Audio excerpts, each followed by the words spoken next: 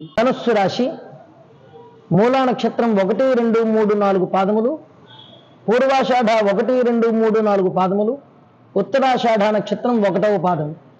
ఈ రాశి వారికి ఆదాయం 11, వ్యయం 5, రాజపూజ్యం 7, అవమానం 5.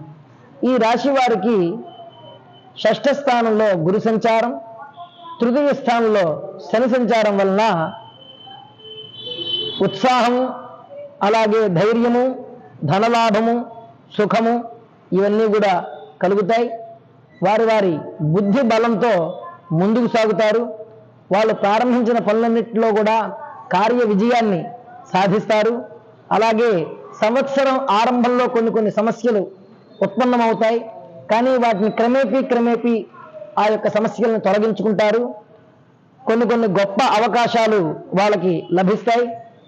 విద్యార్థుల్లో వైద్య విద్యను అభ్యసించే వారికి రాణించే అవకాశం చాలా మెరుగుగా ఉన్నది. అలాగే కొత్త పరిశోధనలు చేసేవారికి మంచి అనుకూల సమయం.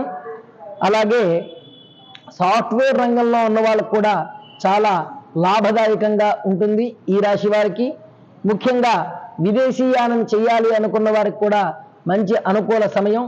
ఈ సమయంలో విదేశీ ప్రయాణాలు కూడా ఆ సాఫ్ట్వేర్ రంగం వారికి అనుకూలాన్ని ఇస్తాయి, అధిక లాభాన్ని కూడా కలగజేస్తాయి. ముఖ్యంగా సంఘంలో ఈ రాశివారు పేరు ప్రతిష్టలని పొందుతారు. అలాగే తోటి ఉద్యోగులతో మర్యాదపూర్వకంగా వ్యవహరించడం వల్ల అనేక సన్మానాలు, గౌరవాలు కూడా పొందే అవకాశం ఉన్నది. ప్రభుత్వ పెద్దలతో మంత్రాలు, అలాగే ధైర్యంగా ప్రణాళికల్ని అమలు చేస్తారు. అలాగే సంతానం విషయంలో కొంచెం జాగ్రత్త వహించాలి. పిల్లల ఆరోగ్యం పట్ల శ్రద్ధ అవసరం. గృహ నిర్మాణ విషయాల్లో కొన్ని మానసికమైనటువంటి క్షోభ, ఇబ్బందులు తలెత్తే అవకాశం ఉన్నది. వాటి పట్ల చాలా జాగ్రత్త వహించాలి. ఏదైనా భూమి కొనాలన్నా అమ్మాలన్నా కూడా 1, 2, 3 సార్లు ఆలోచించుకుని ముందుకు సాగాలి.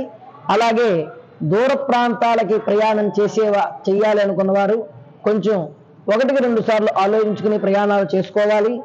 అలాగే ఈ రాశి వారికి శుక్రుడు వక్ర సంచారం కూడా ఉన్నది. అయితే విద్యా విషయంలో శ్రద్ధ అవసరం. క్రమేపీ రాణిస్తారు.